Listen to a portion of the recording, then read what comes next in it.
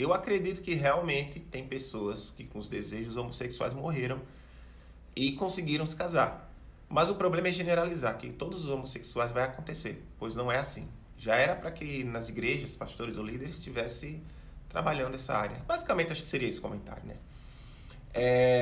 Concordo com o seu comentário, super sábio ele, e quero me aprofundar, né, nesse seu comentário. E vamos aos pontos para que a gente possa entrar numa linha de raciocínio legal aqui. Primeiro, fato. Existem muitos homossexuais que têm experiência com Jesus e entendendo que a vida que eles tinham não era o que Deus desejava para eles, e ao mesmo tempo eles poderiam enxergar que a vida que eles tinham não era boa, ou seja, existem muitos homossexuais que não são felizes, são felizes sendo homossexuais ou tendo o padrão de vida que eles tinham. Então, muitos podem entender que essa vida também não era boa e, baseado na sua experiência com Jesus, renunciaram à homossexualidade e vão caminhar na fé. Que foi o meu caso.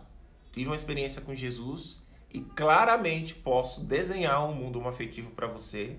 E para mim, o mundo homoafetivo não fazia bem para mim e trazia problemas para mim, tanto emocionais, conflitos e outros problemas devido ao padrão de vida que eu tinha antes. Então, entende-se que pessoas que vêm da homossexualidade por N motivos, além do principal, que é ter a experiência com Jesus, claramente convencido pelo Espírito Santo do pecado, do juízo, da justiça de Deus, essa pessoa é convencida a viver uma vida de intimidade com Deus. E isso implica em quê? Em renúncias, né?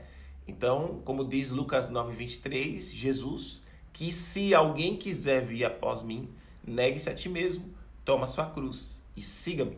Viver uma vida com Jesus implica em renúncias e uma mudança de vida, em um padrão de vida que a gente busca viver isso no Evangelho.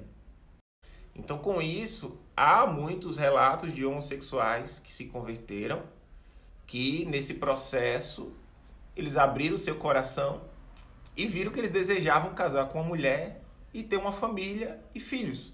E eu conheço muitos homossexuais que se converteram, não são mais, e hoje vivem muito felizes com as suas esposas e filhos.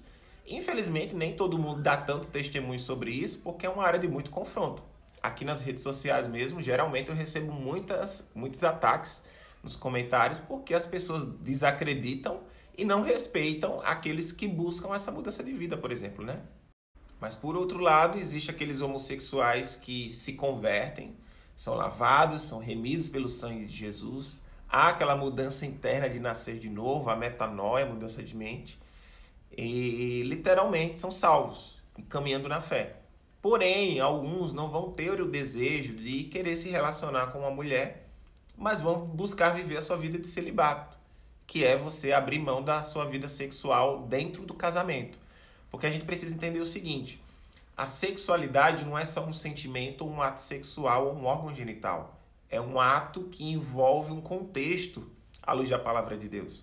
Porque se a gente for ali em Gênesis, capítulo 1, do versículo 28, fala que Deus abençoou a sexualidade entre o homem e a mulher. E que na sequência, Deus colocou como mandamento a procriação, a multiplicação. Ou seja, há um ato de responsabilidade para se viver a sexualidade e há um propósito nisso tudo, que é a instituição de Deus chamado família, né? Tanto quanto que Jesus no Novo Testamento, em Mateus 19, ele mesmo diz que o homem deixará seu pai e sua mãe e unirá a sua esposa, e ambos se tornarão uma só carne. Então, a sexualidade, na palavra de Deus, ela é provida de bênção, de mandamento e de responsabilidade para ser vivido dentro do casamento, entre homem e mulher, macho e fêmea. E aí, com isso, a gente compreende que pessoas que se converteram e renunciaram à homossexualidade, vai ter casos deles que não vão querer viver o casamento. E a Bíblia ali, em Mateus 19, se você for no versículo acho que 15, diz o seguinte sobre os eunucos, que há 3 tipos de eunucos ali no texto. Daqueles que nasciam eunucos, daqueles que se faziam eunucos por causa dos homens e aqueles que se faziam eunuco por causa do reino de Deus. Então, o eunuco, a princípio, o primeiro é aquele que não tinha a condição de se relacionar com uma mulher, né, e fazer o papel de homem. Então, ele nascia meio que daquela forma. Por isso que Jesus diz assim, aceite como ele é, nesse sentido. Só que tinha aqueles que se faziam eunuco por causa dos homens, ou seja, os reis que queriam contratar homens para servir dentro do seu palácio, por exemplo, do seu reino, eles eram castrados para que não houvesse problema no sentido de relacionamento sexual ali dentro.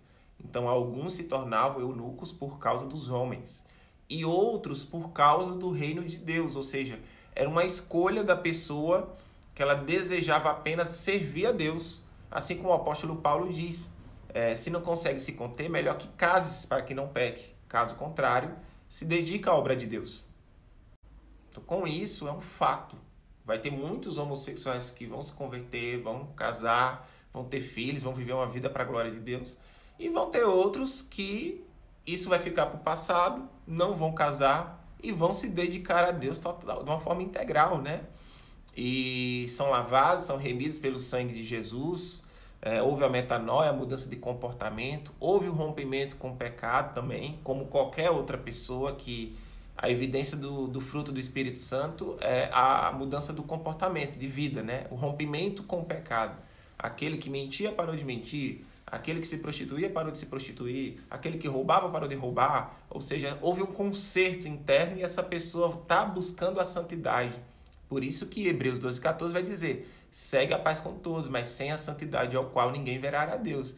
E a santidade é você ser separado para o uso exclusivo de Deus. Então existe áreas da vida da gente, existe pecados de estimação que a gente vivia, que precisará ser renunciado e essa pessoa vai ter prazer nisso ao ponto de deixar isso para trás e de viver uma vida transformada e de intimidade com Deus. Então, a libertação não é só de alguém que foi homossexual casar. Sim, isso envolve a glória de Deus também. Mas há a glória de Deus naqueles que renunciam à homossexualidade por amor à pessoa de Jesus Cristo. E isso é um ato de sacrifício também.